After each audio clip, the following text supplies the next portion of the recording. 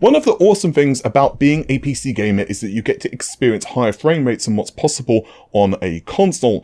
Also, much better visuals too, assuming your PC is up to the task, of course. But there are some exceptions to the rule. Metal Gear Solid Delta is locked to just 60 FPS, and many titles from FromSoftware are also experiencing the same problems. Elden Ring, along with Dark Souls 3, are just a couple of examples. There are also a lot of titles from back in the day that were also locked to just 60 FPS, so what can you do? Well, let's take Metal Gear Solid Delta for an example. Well, technically speaking, you can run it at 30 FPS with the in-game frame rate toggle, but yeah, that's not exactly improving things, is it? So you could mod the game, and there are ways of doing that. Unfortunately, as of the time I'm recording this, when you do that, it actually pretty much breaks some of the physics in the title, because the in-game engine is actually thinking that the game's running at 60 FPS, so it makes physics and other things just, well, kind of act hinky. But the good news is there is an option, and that's Nvidia's smooth motion frames.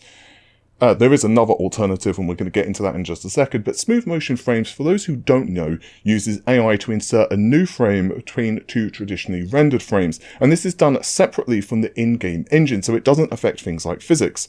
Now, unfortunately, this means it doesn't have some of the benefits of higher frame rate, i.e., for example, lowering the latency between input and what's on display, but the good news is it doesn't necessarily increase it as well, because you also get the benefits of Nvidia's low latency technology. But what it really does do quite nicely is improve the animation quality. So smooth motion frames is a feature which is for RTX 40 as well as RTX 50 GPUs, and we've been testing it here with an RTX 5070. The system is from CyberPower. There's going to be a full review and showcase of this system in the not too distant future. But if you don't have an RTX 40 GPU, or alternatively you're running a game that does not use DirectX 11, DirectX 12 or Vulkan, which are prerequisites for smooth motion frames, there is another option, and that is lossless scaling. So we're going to be looking at both options in this video, along with what happens if a game doesn't play too nicely with smooth motion frames, but it's still a DX11 or above title. There is a lot of stuff to get through here, and this video is going to make things as simple as possible, but there's also an article, which of course is linked below. If you prefer the written word or you want things explained more in depth, you can check out the article. But for now, let's just get right into it. Alright guys, so what I'm going to do is I'm going to show you smooth motion running on a couple of different games. So Dark Souls 3 is one of those games which is locked to 60 FPS. Elden Ring, also from FromSoftware, is also locked to 60 FPS. But you can use smooth motion to at the very least improve the animation quality. So what we'll do is run it without smooth motion enabled. So I'm of course in the Nvidia app here, and smooth motion there is global. You can force this as a global setting, but I prefer to do this on a per game basis. There's off, which is obviously what we're currently set to, and then on. When you do enable on, it will also enable the low latency mode to ultra as well. But again, we're just going to switch that to off for now, and then we're going to go ahead and test out Metal Gear Solid and Control and maybe Resident Evil as well. So let's quickly click on the play button. I'm going to skip this stuff. Okay, and welcome to the game. And I've created a character lovingly titled 60 FPS. I'm going to also bring up Shadow Play here as well. So what we'll do is we're just going to play for a couple of moments here, but you can indeed see that the game is locked to 60 FPS. I'm playing with keyboard and mouse here, and I have not played this game in absolute ages, so the gameplay is going to suck. But you guys are going to forgive me, right? Okay, wow, this mouse is, the camera sensitive is a little bad, but, oh crap, I was completely looking at the frame rate. I wasn't even looking at the dude in front of me. Alright, anyway, yeah, so you can see the FPS is indeed locked to 60, which is good. And stabby. We're going to exit now, and then we're going to do exactly the same thing, but turn on smooth motion frames.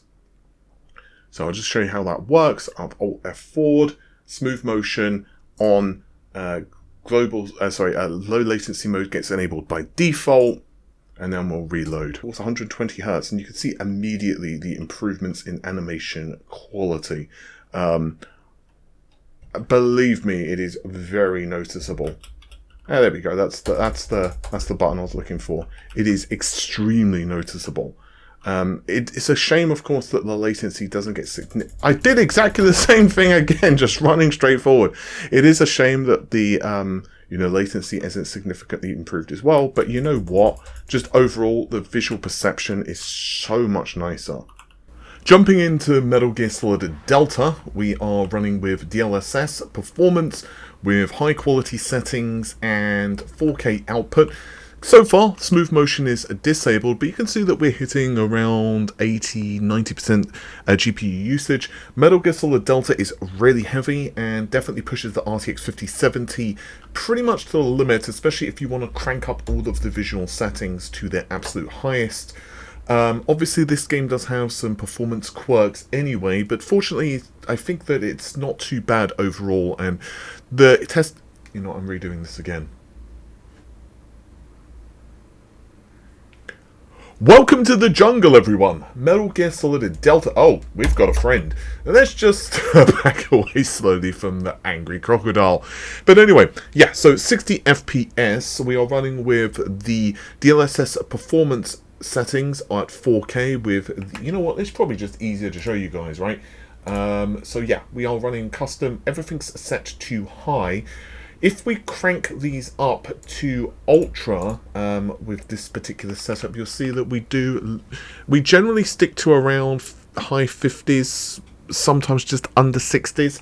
So I actually want to maintain a 60 FPS lock here. So I'm just going to go ahead and crank these down to the high settings. To be honest, textures don't really make much of a difference, so let's just do that. And that should get us to... Oh, no, wait. Oh, there we go. I was about to say, maybe I'm wrong, but no, we're hitting 60. So, yeah, I mean, from what little bit I've played so far, it pretty much does lock to 60 FPS, but the in-game frame rate obviously is tied to 60 FPS, as you probably know. The maximum frame rate is either 30 or 60. And so what we can do is make use, of course, of smooth motion frames. So I'm going to just Alt F4 here, and we are going to...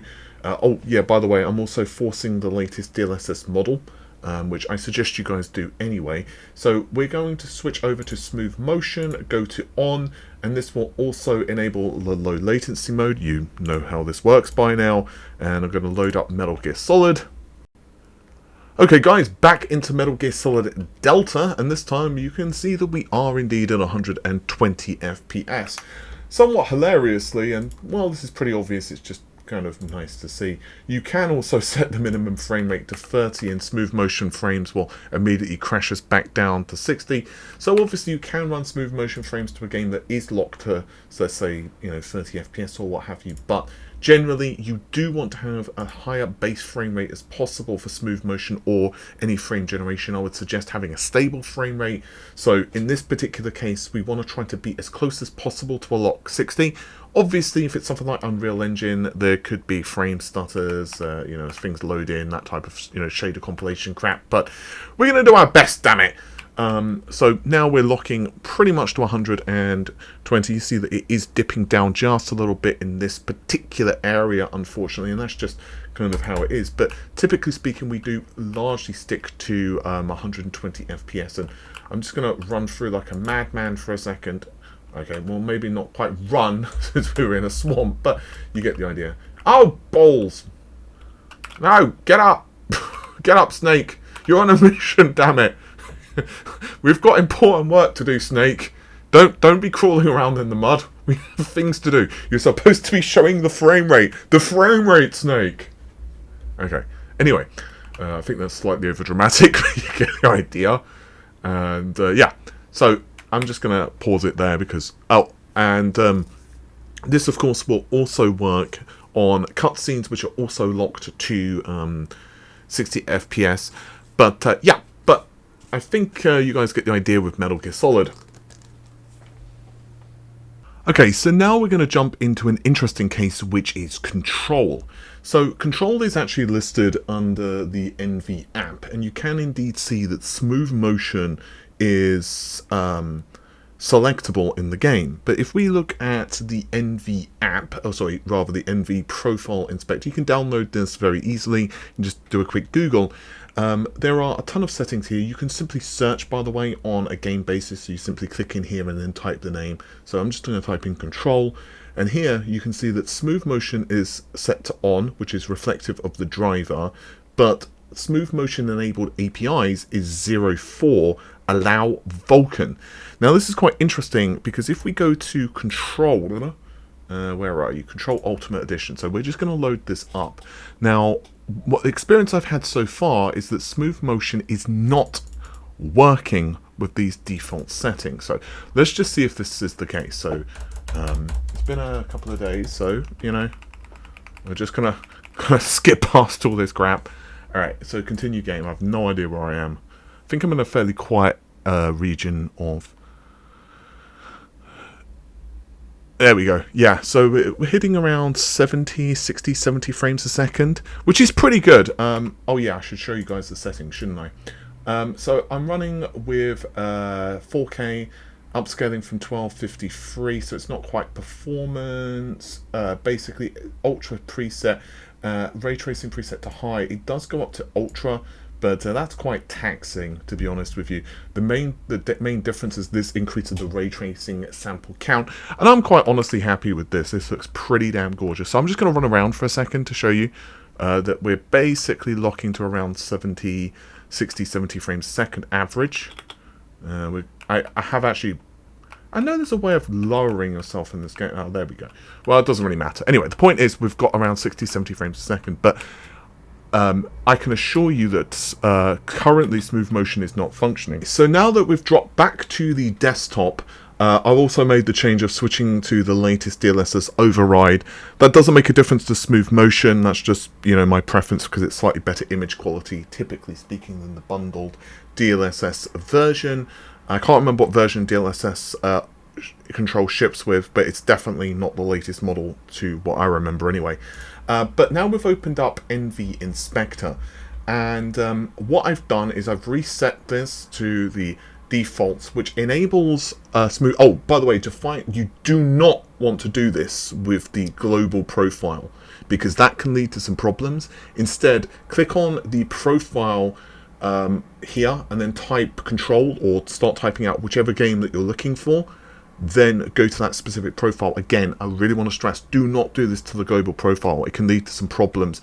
And this also, by the way, I've made another video about this previously, but this is where you can start seeing rebar behavior as well, because Nvidia drivers, they basically have different profiles for different games. So for example, certain games will have rebar enabled, other games will not have that, and so on and so forth.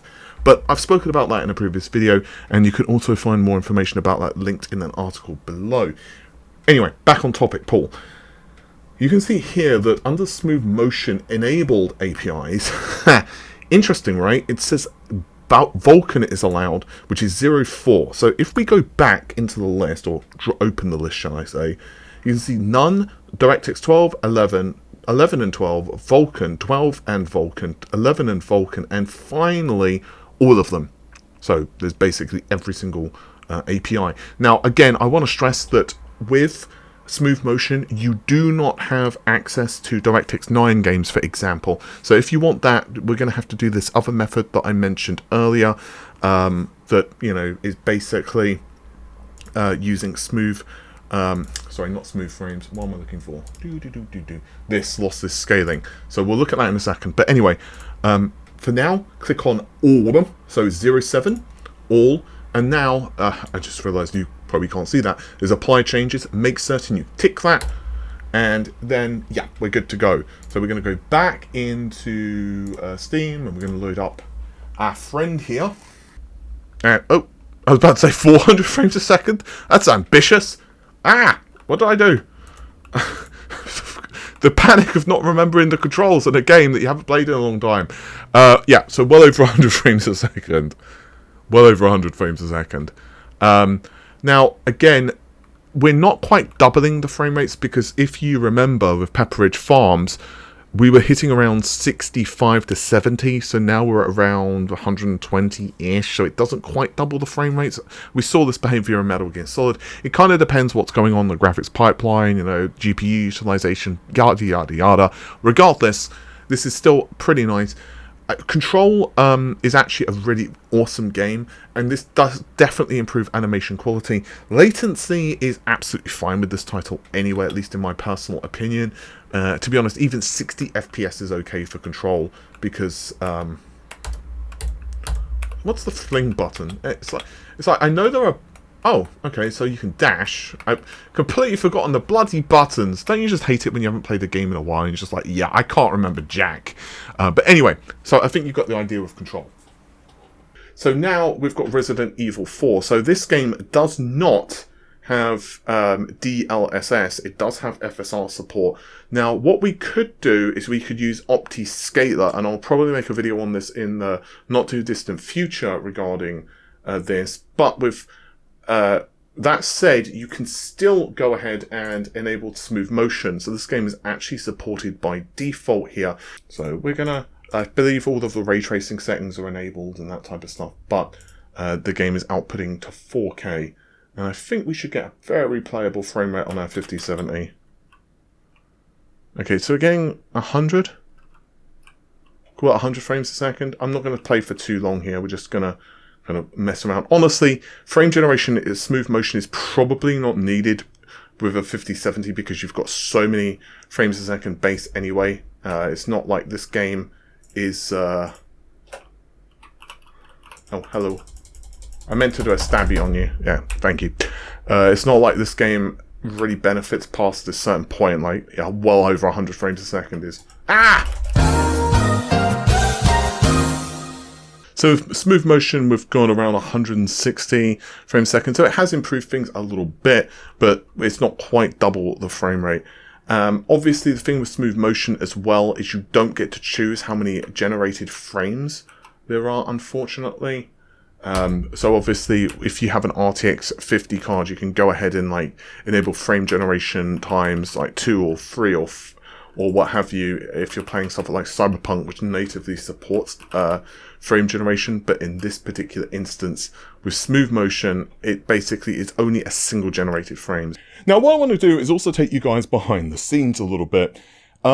So what I figure is because of the limitations of YouTube in terms of high frame rates and, you know, compression, all that stuff, what I would do is take some footage that I've recorded into Adobe Premiere, and then we can start stepping through it between a 60 and 120 Hz container. I'm going to go back to the Dark Souls footage. So this is the footage that I recorded at 60 Hz. And you'll notice that I'm pressing the right arrow key, which moves you forward 1 frame. So again, there's a duplicate frame. So this is a new frame, duplicate frame, new frame, duplicate frame. And it gets much worse in perception when you start noticing. I'm just going to fast forward a little bit. I want to get into the fight. So here, when there's big sweeping movements of the camera. Okay, so this is 120 Hz. Just to let you know, there might be a little bit of weirdness here or there. Unfortunately, I'm running it on a Gen 3 drive with this footage. I need to switch my PC to another one. I'm still using a 10900K as my main editing rig, but I'll just be honest, I could make up an excuse of why I've not done it. It's just laziness, okay? I just can't be bothered to transfer all my files over yet. The motherboard and everything is right there. I'm just being lazy. I'm gonna be honest. Right, anyway. So, this is 120 Hz now because of smooth motion, and I'm not gonna, like, need to really tell you guys that when I hold the right mouse button, because obviously it's playing at slower speed, the difference is absolutely monumental. Now, there is a couple of drops here or there, because again, this is on a Gen 3 drive, so the high bitrate, and I'm also rendering this at full quality, which is probably not helping. But the difference when you're kind of doing a sweep or this like large motions, it's pretty big. There is some tearing, which is kind of to be expected. By the way, there's a little bit of noise because my cat is deciding to destroy everything that I hold dear. Okay guys, so here we are still running Nvidia's smooth motion frames, and it's a little awkward just because of the setup I've got going here, but you can see that we basically have 120 FPS locked. But now I'm going to show you the alternative solution, which is using Lossless Scaler. So we're going to Alt F4 just to get out of this. And I'm going to go ahead and disable smooth motion frames, but I'm going to leave the low latency mode enabled because why not? I'm going to go to my Steam account. I'm going to do this without my glasses, which is going to make things very easy. And I'm going to click on Lossless Scaler. So there are a lot of options here. There's scaling, which has everything from LS1, AMD's FSR, NIS, and so on and so forth. Now, these scalers are really handy if you have an iGPU, or you're using a card that doesn't support DLSS, or alternatively, a game that doesn't natively support FSR and so forth. I'll probably cover these more extensively in another video because, quite frankly, there's a lot of stuff to get through on this. But also, of course, you've got different capture modes here. And this is what we really are looking for, frame generation. So I'm going to go to disabled for now. We're going to leave the Q target. We'll talk about what that is in just a second. You see the 0 to 1. I'm just going to reset this so that it's 1, which is the default. And is there anything else we need to change? No, I think that's good. Okay, awesome. So we're going to, once again, load up Metal Gear Solid. Okay, cool. So we'll wait for the frame rate to settle for a second. So we've got 60 FPS. Right. Now, I'm going to click on the start. I'm just going to click Start. And now we're going to enable frame generation. So basically, to my understanding, LSFG 3.1 is the latest standard, but it's also got the highest quality. So we're going to leave this enabled. And by the way, Nvidia DLSS is set to performance on the RTX 5070 with a 4K output. And I've also used DLSS override to the latest variant. So I'm going to mention that here in case I forget to say it in another portion of the video as well. So that's still enabled. So this doesn't affect DLSS because, again, we're only using LSFG. So now we can have a different multiplier. Now, this overview actually gives you a pretty nice example of what's happening. Fixed maintains a better performance. So basically, fixed typically is what I go with in these particular instances because we only want to go to 120. Now, you can actually crank the multiplier higher.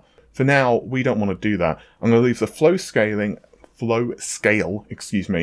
as high as possible because this is basically, it's again quality related. And this title, we've got more than enough GPU power to do this. So these settings are going to be what we go with. If it's a different title or you've got different hardware, you will want to play around with this a little bit. If you're running an iGPU and you're running like an indie game and it's really pushing it, you might want to change some of these quality settings a little bit. Unfortunately, I can't give you a complete overview because it's really going to be dependent on your hardware. With that said, I think that's just about all we need to talk about here. So I'm going to click on Scale, and then it gives us a countdown. Do-do-do-do. Do-do-do-do-do. Do-do-do-do. Oh, there we go. Okay, it's kind of... So unfortunately, this is not actually detecting it. And this one is, because see, it's like 120 and then it flickers on and off. Now, believe me, it is working, but it's just being a little weird. There's not much I can do about this. That's why I'm capturing, one of the reasons I'm capturing with the camera. Now, the Q target, again, this, the lossless compression, by the way, is available for around $7-8 US. So this is not sponsored, just to be clear. I'm just letting you know. I don't want you to be disappointed and have a look and then you realize I have to pay for it. But the good news is the tooltips actually do tell you what it does. So if you have a lot of GPU headroom available, we can see that we're hitting around 60-odd%, 70-odd% here in the background. So we can probably crank the Q target down to reduce latency. If though you're like really kind of, let's just say if you're hitting the limits, you might want to push that number up. But the lower, typically speaking, the better. So let's see what happens here. We're at around 90-odd% GPU usage. And yeah, 120 frames a second. So that does improve latency. The latency figures here aren't exactly accurate. The render latency is reasonably accurate. But PC latency, I can assure you, is not zero. But anyway, guys, I think that gives you a brief overview of lossless scaling. So anyway guys, I think that's just about it for this particular video. Hopefully you found it informative. If you did, of course, subscribe to the channel for much more content. I'm still finding my feet on the second channel. The main channel, Red Gaming Tech, focuses a lot more leaks and news, but I want this channel to focus a lot more on these type of guides. We're going to focus a lot more on reviews, builds, that type of stuff. So it's going to be kind of like a split, if you will. With that said, hopefully you've enjoyed this content, and I'll see you soon. Take care of yourselves. Stay safe. Bye for now.